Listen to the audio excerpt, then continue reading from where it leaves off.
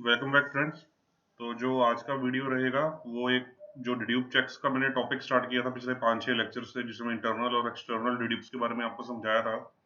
तो उसके बारे में ये आज लास्ट वीडियो है, तो इसके बाद कुछ नया टॉपिक या कुछ नई चीज़ डिस्कस करेंगे। तो आज के जो टॉपिक में मैं 3 चीज़ों को ही कवर करने का मोटिव है मेरा। एक तो पीएफ चेक, एक एमसीए चेक और एक गूगल चेक। ये कोई भी क्रेडिट एनालिस्ट जब भी कोई केस सजेस्ट करता है तो इन चीज़ों को उसको चेक करना ज़रूरी है। तो सबसे पहले ईपीएफ चेक क्या होता है कि ईपीएफ चेक के बारे में डिस्कस कर लेते हैं। ईपीएफ चेक बेसिकली क्या है कि इसके अंदर आपको जो आपका क्लाइंट है, जैसे कोई एमएसएमई है, उसका आपको स्टेटस चेक करना है कि वो जो पीएफ वगैरह है वो डिपॉजिट टाइम पे कर रहा है कि नहीं कर रहा, और नंबर ऑफ एम्प्लॉयज कितने हैं जिनके लिए वो पीएफ डिपॉजिट कर रहा है। तो इसकी बड़ी क्रिटिकल और इंपॉर्टेंट इन्फॉर्मेशन आपको ऑनलाइन ही मिल सकती है चेक करके। ऑफ कोर्स जो पीएफ डिपॉजिट है वो आप उसकी टैक्स ऑडिट रिपोर्ट से भी देख सकते हैं, जो मैंने टैक्स ऑडिट वाली वीडियो में समझाया था कि टाइम पे पीएफ एंड ईएसआई जमा करवा रहा है या नहीं करवा रहा, बट स्टिल ये एक एक्सटर्नल चेक है आपके लिए। ये आप इससे आप टैक्स ऑडिट का डाटा भी या कुछ भी लगा लीजिए, आप क्रॉस वेरीफाई भी कर सकते हैं। तो मैं आपको इसको कैसे देखना है वो मैं आपको दिखाता हूँ। इसके लिए आपको गूगल खोलना है और ईपीएफओ की वेबसाइट पे जाना है। ईपीएफओ की एम्प्लॉइज प्रोविडेंट फंड ऑर्गेनाइजेशन की ऑफिशियल वेबसाइट पे जाएंगे, गवर्नमेंट की। तो वहां पे जाके आपको सर्विसेज में जाना है, services for employers. Services for employers में जाके आपको एस्टेब्लिशमेंट सर्च की ऑप्शन पे जाना है। अब यहाँ पे आपको सर्च करना है एस्टेब्लिशमेंट का, यानी कि जो आपका बोरोवर है उसके नेम से। फॉर एग्जाम्पल मैं किसी पब्लिक कंपनी का ही सर्च कर लेता हूँ, रिलायंस इंडस्ट्रीज लिख देते हैं यहाँ पे। कोड नंबर डालने की जरूरत नहीं है, आप बाय नेम भी सर्च कर सकते हैं। 1UKD5 ये कैप्चा डाल देते हैं यहाँ पे, एंड देन सर्च पे क्लिक करते हैं। जैसे ही आपने सर्च पे क्लिक किया तो रिलायंस इंडस्ट्रीज के नाम पे जितनी भी एंटिटीज होंगी वो सारी आपके सामने आ गई हैं। जैसे देखिए 3 पेजेस हैं, तो अलग अलग जैसे जगह पे आ जाती हैं। तो कोई भी हम ओपन कर लेते हैं। देखिए एस्टेब्लिशमेंट आईडी भी उनकी साथ में आ गई है, उनका एड्रेस नाम पे आ गया है, ऑफिस से आ गया है। यहाँ पे व्यू डिटेल्स में जाएंगे। जैसे हम व्यू डिटेल्स में गए तो उस कंपनी के बारे में इंफॉर्मेशन आपके सामने आ जाएगी। उसकी कंपनी के बारे में जैसे नाम आ गया, स्टैब्लिशमेंट स्टेटस, वर्किंग स्टेटस की लाइव है, और उसके बाद कब से स्टार्ट किया गया है, 1984 से। तो इस तरह की चीजें। तो यहाँ पे आपको जाना है व्यू पेमेंट स्टेटस पे। व्यू पेमेंट स्टेटस पे जाएंगे तो उसका आपको मंथ ऑन मंथ बेसिस पे जो पीएफ डिपॉजिट है और नंबर ऑफ एम्प्लॉयज हैं, ये आपके सामने डाटा आ जाएगा। मैं देखिए लास्ट पेज जैसे ओपन करता हूँ, तो जैसे मई 2022, तो देखिए ये उन्होंने जो पीएफ डिपॉजिट करवाया है इसका आप एक्सेल में कन्वर्ट कर लीजिए सारे डाटा को। तो उसके बाद आप यहाँ पे मंथ और मंथ लिख लीजिए। जैसे ये मई मंथ में उन्होंने कितना जमा करवाया है।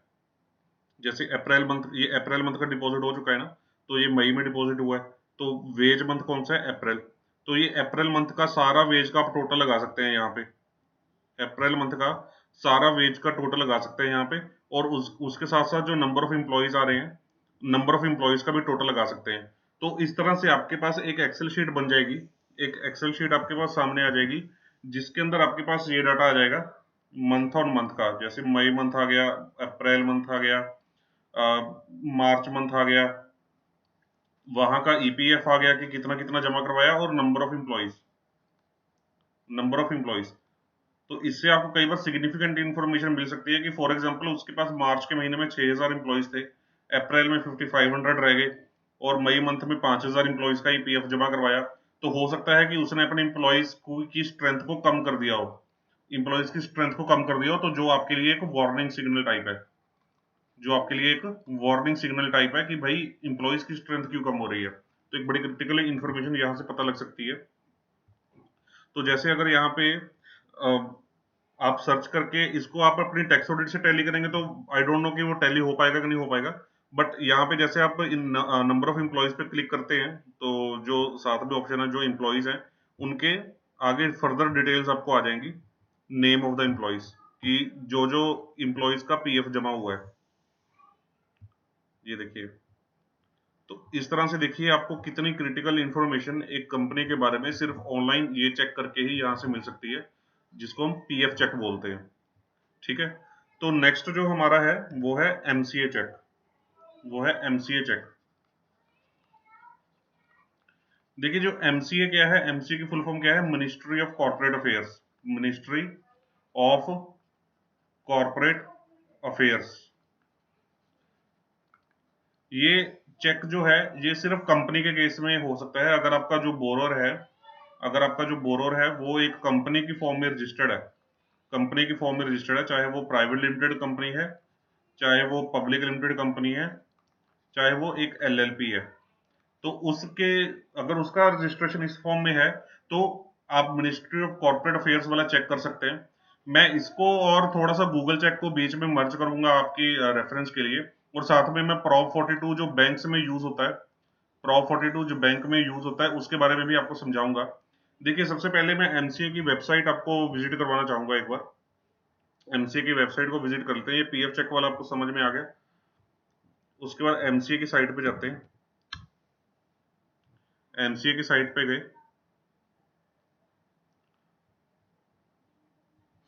और यहाँ पे आप जाएंगे एमसीए की साइट पे, तो आपको अलग अलग तरह की ऑप्शंस नजर आएंगे। तो यहाँ पे आप एमसीए सर्विसेज पे क्लिक कीजिए।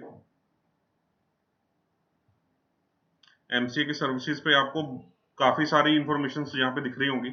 यहाँ पे व्यू कंपनी पे आप जा सकते हैं। व्यू कंपनी में जाके आप अगेन कंपनी का नाम सर्च कीजिए। कंपनी का नाम यहाँ पे सर्च कीजिए। सिन नंबर आपको नहीं भी पता तो कंपनी का नाम यहाँ पे सर्च कर सकते हैं, जैसे रिलायंस इंडस्ट्रीज।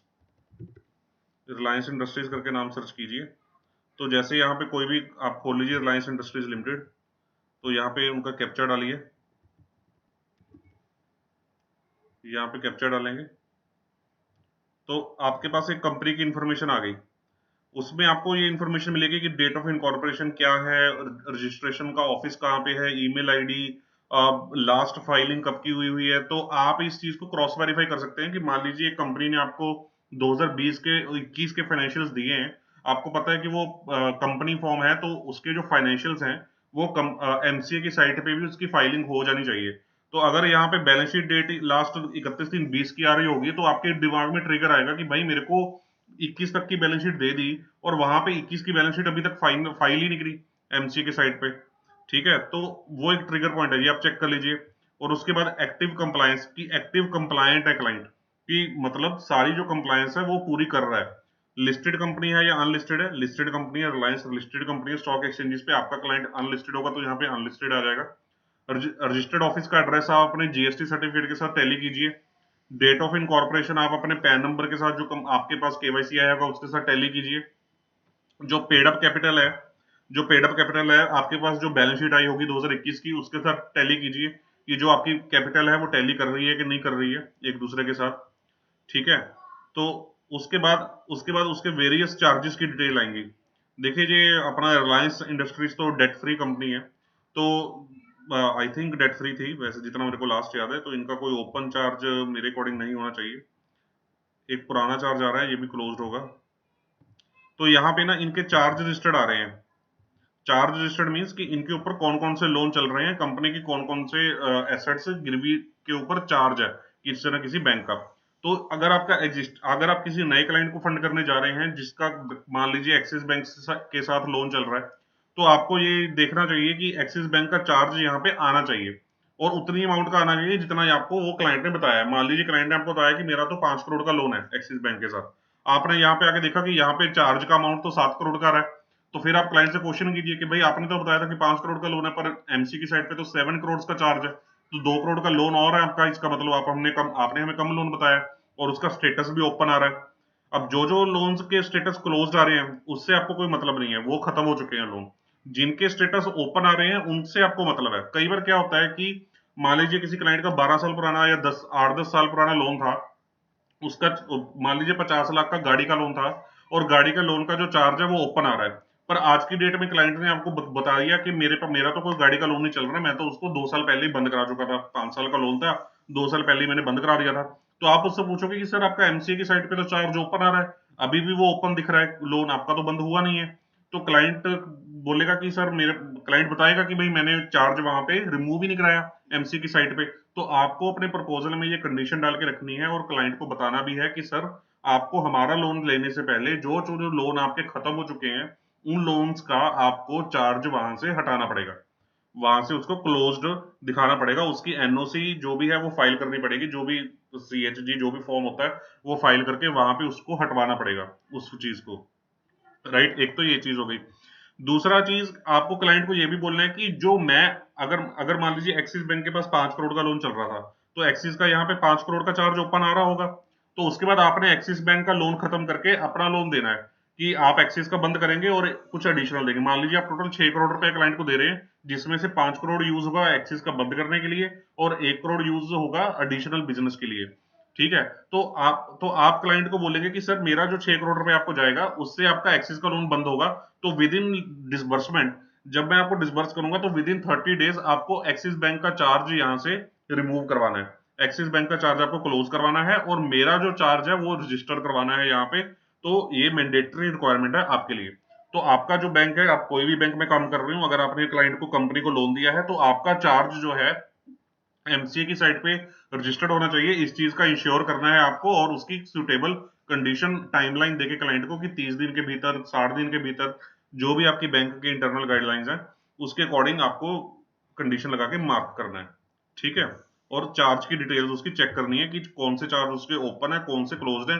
अगर कोई ओपन चार्ज आ रहे हैं, जैसे ये 1996 का चार्ज है जो 2008 तक ओपन दिखा रहा है, तो ऑब्वियसली ये क्लोज हो चुका होगा चार्ज। अब या तो इसकी बाद की अपडेशन होगी कहीं ना कहीं कोई क्लोजर की, तो इन चार्जेस को जो पुराने खत्म हो चुके हैं उनको आपको क्लोज्ड दिखवाना है। राइट, उसके बाद जब आप यहाँ पे आ जाएंगे तो यहाँ पे आपको दिखेगा कि उनके कंपनी के डायरेक्टर्स कौन कौन से हैं। तो उन डायरेक्टर्स की ये लेटेस्ट डिटेल्स होगी, आपको अपने पास जो आपके पास डिटेल बोरोवर ने सबमिट की है उसके साथ क्रॉस वेरीफाई कर लेना है कि कहीं उसने कोई डायरेक्टर का नाम आपके साथ हाइड तो नहीं किया। पता लगे कि मिस्टर ए और मिस्टर बी दो बंदे आपको सारा कुछ रिप्रेजेंट कर रहे हैं, आप उनसे बातचीत कर रहे हैं, मिल रहे हैं, और जब एमसीए की साइट पे आपने चेक किया तो चेक किया कि एक मिस्टर सी भी डायरेक्टर है यहाँ पे, एक मिस्टर सी भी डायरेक्टर है और उसके बारे में आपको कुछ पता ही नहीं है। ठीक है, तो इस तरह से आपको डायरेक्टर की डिटेल भी चेक करनी है। फर्दर जब आप डायरेक्टर पे जाएंगे तो डायरेक्टर की जब डिन पे क्लिक करेंगे तो आपको आपको और इंफॉर्मेशन क्रिटिकल मिल जाएगी कि ये जो जैसे मुकेश धीरूभाई अंबानी जी हैं कि ये इस कंपनी के अलावा और कौन कौन सी कंपनी में डायरेक्टर है। ये देखिए, ये सारी कंपनीज की और सारी एलएलपीज की जो लिस्ट आ गई है कि ये इन इन एलएलपीज के अंदर और इन इन कंपनीज के अंदर वो डायरेक्टर हैं। देखिए, Indian petrochemicals corporation limited, Reliance industries limited, Reliance retail limited, Reliance petroleum limited, इन इन कंपनीज में मुकेश धीरूभाई अंबानी जी डायरेक्टर हैं और इन इन कंपनीज में वो पार्टनर है। अब यहाँ पे आ रही है बिगिन डेट, यहाँ पे आ रही है एंड डेट, यानी कि श्रीपाल एंटरप्राइजेस एलएलपी में 25 अगस्त 2010 को वो बने थे पार्टनर और 29 मई 2013 को वो वहां से निकल गए। तो जो निकल गए तो वो खत्म हो गए। ठीक है, तो ये आपके लिए इंफॉर्मेशन क्रिटिकल है, इससे आपको ग्रुप ऑफ कंपनीज की डिटेल मिलती है क्लाइंट की कि क्लाइंट की कौन कौन सी अदर ग्रुप कंपनीज हैं। इसके अलावा कई बार क्लाइंट आपको जुबानी नहीं बताता या आपको टैक्स ऑडिट से नहीं पता लग चलता या इन एनी अदर सोर्स से नहीं पता चलता, तो एमसीए की इस तरह से चेक करके आपको उसके डायरेक्टर के डिन पे क्लिक करके तो आपको पता चल जाता है कि उसकी ये कंपनीज चल रही हैं। ठीक है, तो अब इसका प्रॉब 42 के साथ क्या लिंक है, प्रॉब 42 क्या होता है? देखिए, हर एक बैंक ने प्रॉब 42 एक आप लगा लीजिए कि एक कंपनी है। प्रॉब 42 एक कंपनी है जो कि एमसीए के साथ लिंक्ड है, एमसीए के साथ लिंक्ड है। अगर आप सीए के ऑफिस में काम कर रहे हैं तो आपको एक चीज का आइडिया होगा कि कंपनी होती है जो भी कंपनी होती है जो भी कंपनी होती है वो अपने सारे अकाउंट्स अकाउंट्स जो भी है, जो भी सुटेबल फॉर्मेट है या रिक्वायरमेंट है कंपनी लॉ के हिसाब से, उसकी फाइलिंग कहाँ पे करती है? एमसीए के पास उसकी फाइलिंग करती है। एमसीए, ये मान लीजिए एमसीए है, मिनिस्ट्री ऑफ कॉर्पोरेट अफेयर्स, इसके पास अपना सारा डाटा फाइल करती है, फाइलिंग करती है। जो एमसीए के पास ये जो फाइलिंग सारी जमा हो जाती है, ये एक पब्लिक इंफॉर्मेशन होती है, ये एक पब्लिक इंफॉर्मेशन होती है, ये कोई छुपी हुई इंफॉर्मेशन नहीं होती कंपनीज के केस में। तो इस पब्लिक इंफॉर्मेशन को कोई भी एक्सेस कर सकता है। आप भी किसी भी कंपनी का जो कंपनी फॉर्म में रजिस्टर्ड है उसका आप कोई भी डाटा जहां पे जाके कोई भी डॉक्यूमेंट रिट्रीव कर सकते हैं जो भी कंपनी ने फाइल किया है as per the MCA requirement. तो उसके लिए आपको क्या करना होगा, उसके लिए आपको एमसीए की साइट पे जाना है। एमसीए की साइट पे अपना लॉगिन आईडी क्रिएट करना है, लॉगिन आईडी क्रिएट करना है। वहां पे आपको एक नॉमिनल फीस जमा करनी है, नॉमिनल फीस जमा करनी है। नॉमिनल फीस जब आप जमा करेंगे तो आपको मान लीजिए कुछ टाइम की एक दो घंटे की आपको वो मिल जाएगी, एक दो घंटे का टाइम अलाउ होगा डॉक्यूमेंट सर्च करने का। वहां पे आप किसी भी कंपनी का डॉक्यूमेंट सर्च करके कोई जो भी उन्होंने फाइल किया है सर्च करके उसको डाउनलोड कर सकते हैं, उसको डाउनलोड कर सकते हैं, उसको डाउनलोड करके आप एक्सेस कर सकते हैं, उसको स्टडी कर सकते हैं। तो यहाँ पे आपको फीस जमा करवानी पड़ेगी लॉगिन आईडी क्रिएट करके, तो आप डॉक्यूमेंट एक्सेस कर सकते हैं, वो भी सिर्फ कुछ टाइम के लिए। तो प्रॉब 42 क्या है? प्रॉब 42 एक कंपनी है जिसने क्या किया कि अब जैसे ये एमसीए का मिनिस्ट्री ऑफ कॉर्पोरेट अफेयर्स है, ये मिनिस्ट्री ऑफ कॉर्पोरेट अफेयर्स है, तो प्रॉब 42 वाले बीच में आ गए, प्रॉब 42 वाले बीच में आ गए, यहाँ पे बैंक्स आ गए, यहाँ पे बैंक्स आ गए। अब बैंक्स के पास अब ये प्रॉप 42 वाले एमसीए के साथ लिंक्ड है और ये प्रॉप 42 वाले साइमल्टेनियसली बैंक के साथ भी लिंक्ड है। अब इन्होंने बैंक को एक वेबसाइट, एक पोर्टल बना के दे दिया अपना प्रॉप 42 का, प्रॉप 42 का पोर्टल बना के दे दिया जहां पे उनको वेरियस डिटेल्स मिल जाती हैं। एक पोर्टल बना के दे दिया, एक लिंक बना के दे दिया, ठीक है। बैंक वाले एमसीए की साइट नहीं देख रहे, सिर्फ प्रॉप की साइट देख रहे हैं। अब बैंक के पास अलग अलग कंपनीज के लोग अप्लाई करते रहते हैं लोन के लिए, कंपनी अप्लाई करती रहती हैं। तो बैंक के पास जैसे ही बोरवर आया तो उसने मान लीजिए रिलायंस इंडस्ट्रीज लिमिटेड है, रिलायंस इंडस्ट्रीज लिमिटेड है, तो उसने लोन के लिए अप्लाई किया। तो बैंक ने प्रॉब की साइट पे जाके रिलायंस इंडस्ट्रीज लिमिटेड का डाटा सर्च किया, डाटा, और वहां पे उसका लेटेस्ट डाटा ऑर्डर ऑर्डर कर दिया। यहाँ पे एक ऑर्डर का बटन होता है, ऑर्डर कर दिया।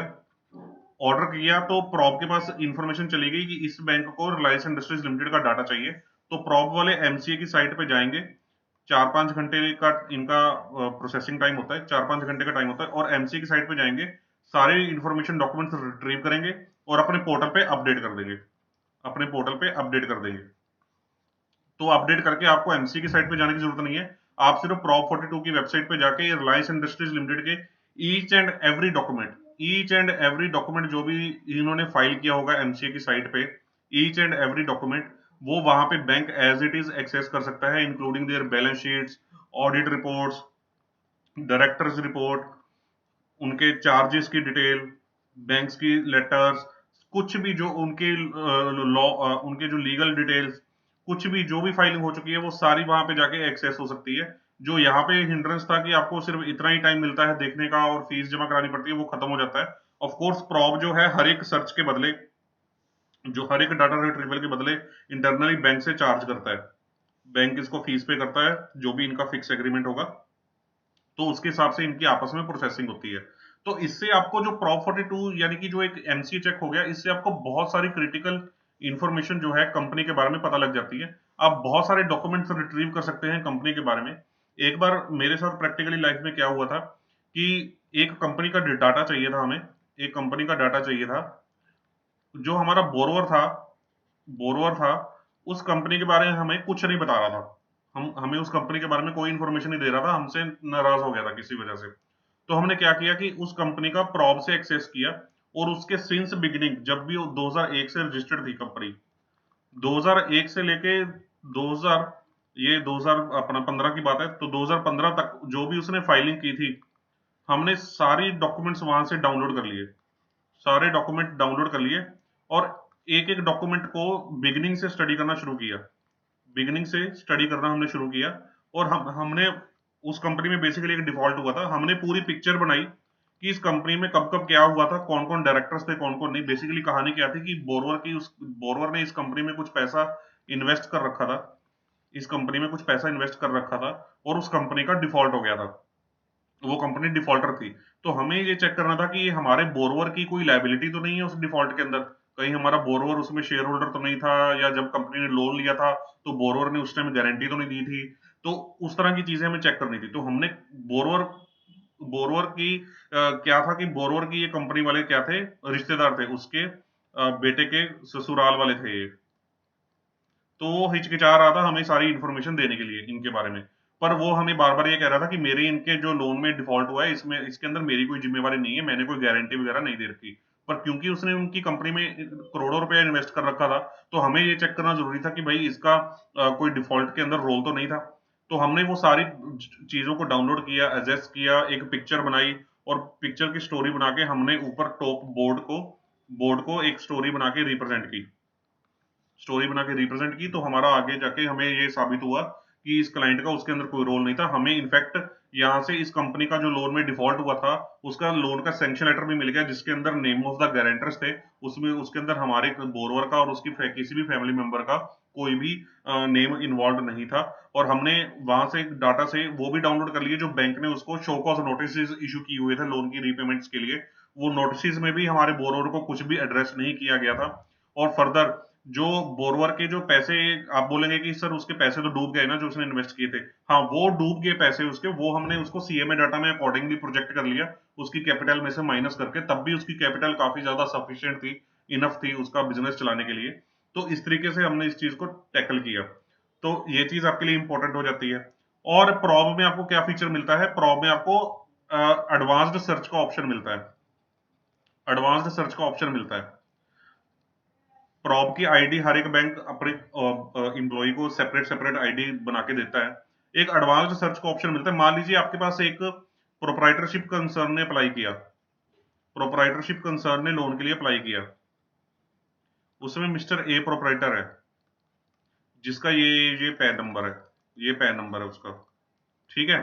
अब आप प्रोप्राइटरशिप कंसर्न को एडजस्ट किए जा रहे हैं, आपको लग रहा है कि चलो मिस्टर ए की खुद की एक फर्म है, उसके में काम कर रहा है, ये है वो है, उसने अपनी वाइफ को मिसिज ए को भी उसने साथ में गारंटर ऐड कर दिया। तो आपने इसके बेस पे अपना एडजस्टमेंट कर लिया, आपको उसकी कोई भी और फर्म की डिटेल का कोई आइडिया नहीं है कि कोई और चल रही है। बट स्टिल आपने एक एज अ प्रूडेंट प्रैक्टिस आपने क्या किया, आपने प्रॉब 42 खोला, प्रॉब 42 खोला। अब आप बोलेंगे कि सर प्रॉब खोल के मैं क्या करूंगा, मेरी कंपनी का केस तो है नहीं, ये प्रॉब चेक या एमसी चेक तो कंपनी के केस में एप्लीकेबल है। तो आप इसमें एडिशनल चेक को आपको क्या करना चाहिए, प्रॉब की साइट पे जाना चाहिए, और वहां पे आपको ना डायरेक्टर सर्च की ऑप्शन होती है, डायरेक्टर सर्च की ऑप्शन होती है by PAN number, by PAN number, search directors by PAN number. आपको एमसीए की साइट पे ये ऑप्शन नहीं मिलेगी, ये प्रॉब वाले आपको ऑप्शन देते हैं, search directors bye there pan number.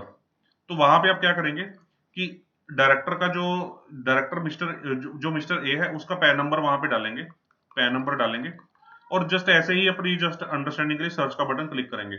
अगर उस पैन नंबर के साथ कोई डायरेक्टर रजिस्टर्ड हुआ तो आपके सामने उसकी चिट्ठा खुल जाएगा, उसकी डिटेल आ जाएगी, जैसे ये वाली डिटेल आई है कि कौन कौन सी कंपनी में वो डायरेक्टर है। अगर नहीं हुआ तो वहां पे आ जाएगा कि no such PAN exist in MCA record. तो इससे कई बार ना क्रिटिकल इंफॉर्मेशन पता लग जाती है, प्रैक्टिकली हुआ है मेरे साथ कि सर्च किया और सर्च करके पता लगा कि भाई मिस्टर ए तो इस कंपनी में भी डायरेक्टर है, और पता लगा उस कंपनी ने आगे डिफॉल्ट किया हुआ है, तो या उसकी मिसिज या उसने अपनी मिसिज को किसी कंपनी में डायरेक्टर बनाया हुआ है, तो उसकी सिस्टर कंसर्न है वो। तो इस तरह से ये क्रिटिकल इंफॉर्मेशन यहाँ से पता चल सकती है आपको, ठीक है। तो आप ये बात समझ गए हैं ना। बाकी आप इसी बात की चिंता मत कीजिए, एक आरओसी सर्च रिपोर्ट का टॉपिक हम अलग से बनाएंगे, आरओसी सर्च रिपोर्ट का टॉपिक अलग से बनाएंगे, जिसके अंदर आपको और इन डेप्थ पता लगेगा कि एमसीए का सर्च जो है वो क्या होता है और उसके अंदर क्या क्या चेक करते हैं। देखिए अब जो लास्ट चीज है, वो लास्ट चीज मैं आपके सामने जस्ट नॉर्मली हाईलाइट करना चाहूंगा, वो क्या है, गूगल चेक। गूगल चेक, देखिए कभी भी आप किसी बोरवर को फंड करने जा रहे हैं ना, तो गूगल चेक उस बोरवर का, उसके गारंटर्स का, जो भी आपको रिश्तेदार या ग्रुप फॉर्म्स का, जरूर जरूर जरूर करना है गूगल चेक। प्रैक्टिकल एग्जांपल्स हैं मेरे पास न्यूमरस कि गूगल चेक अगर हमने किया सही तरीके से तो हमें बोरोवर की काफी क्रिटिकल इंफॉर्मेशन पता लगी। गूगल चेक में आपको कोई मैं हार्ड एंड फास्ट रूल नहीं बताऊंगा, सिंपल आपको सिंपल चेक करना है कि फॉर एग्जांपल रमेश कुमार है, रमेश कुमार लुधियाना, जस्ट ऐसे लिख के सर्च करना है।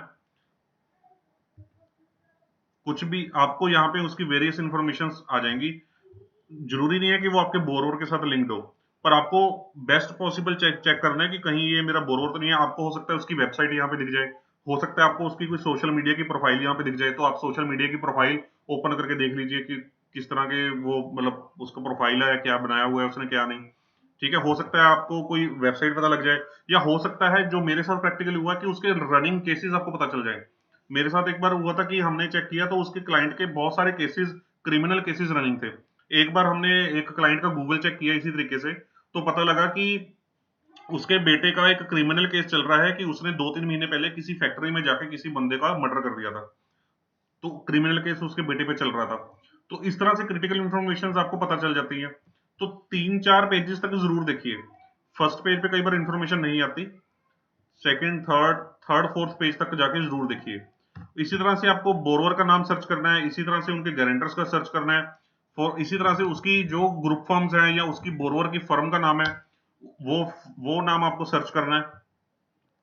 तो 3-4 पेजेस तक सर्च कीजिए तो आपको काफी इंफॉर्मेशन पता चल जाएगी। एक इंडिया कानून वेबसाइट है, इंडिया कानून की वेबसाइट पे जाके उसके अगर वहां पे सर्च करेंगे तो कोई रनिंग उसके केसेस हैं तो वो आपको पता चल सकता है कि उस नाम पे कोई केसेस चल रहे हैं कि नहीं चल रहे हैं। तो इस तरह से आपको क्रिटिकल जो चीजें हैं उनके बारे में एसेस करना है, उनको पकड़ अपनी उनके ऊपर बना के रखनी है। तो यही मेरा मोटिव था आपको बताने का कि ये 3 चीजें हैं जो आप अपने साथ इनकॉर्पोरेट करके चलिए। बाकी एक डीजीएफटी चेक भी होता है तो उसके बारे में कभी लेटर ऑन, इतना ज्यादा इंपॉर्टेंट नहीं है वो, कभी लेटर ऑन उसके बारे में डिस्कस करेंगे। तो फिलहाल मैंने जो डिड्यूक चेक्स हैं इंटरनल और एक्सटर्नल, मोटा मोटा जो हर एक बैंक में देखे जाते हैं, जो चेक किए जाते हैं, उनके बारे में आपको काफी चीजें मैंने कवर करवा दी हैं। अब हम नेक्स्ट लेक्चर में देखेंगे कि नेक्स्ट टॉपिक हमने क्या रखना है और क्या किस चीज पे आगे प्रोसीड करना है। वैसे मैं ट्राई कर रहा हूँ कि बैंकिंग एनालिसिस वाला टॉपिक किसी तरह से पकड़ूं, पर उसमें मेरे को प्रॉब्लम इस चीज की है कि मैं बैंक स्टेटमेंट आपको कोई लाइव दिखा नहीं सकता यहाँ पे एनालिसिस पर्पस के लिए, क्योंकि वो एक डाटा लीकेज वाला पॉइंट हो जाएगा और बहुत क्रिटिकल इंफॉर्मेशन होती है क्लाइंट्स की। तो वो पॉइंट, उसकी वजह से मैं थोड़ा रुका हुआ हूँ कि उसको मैं फिर आपको थ्योरेटिकली समझाऊं या प्रैक्टिकली समझाऊं, थोड़ा सा मैं उस चीज में कंफ्यूज हूँ। बट नॉनदलेस कि उसका भी कोई ना कोई सोल्यूशन निकल आएगा, कुछ ना कुछ सोल्यूशन उसका भी ढूंढ लेंगे। बट आई होप आपने इन टॉपिक्स को एंजॉय किया होगा। बट अभी अब आपको नेक्स्ट लेक्चर में मिलेंगे। Thank you guys, thank you very much.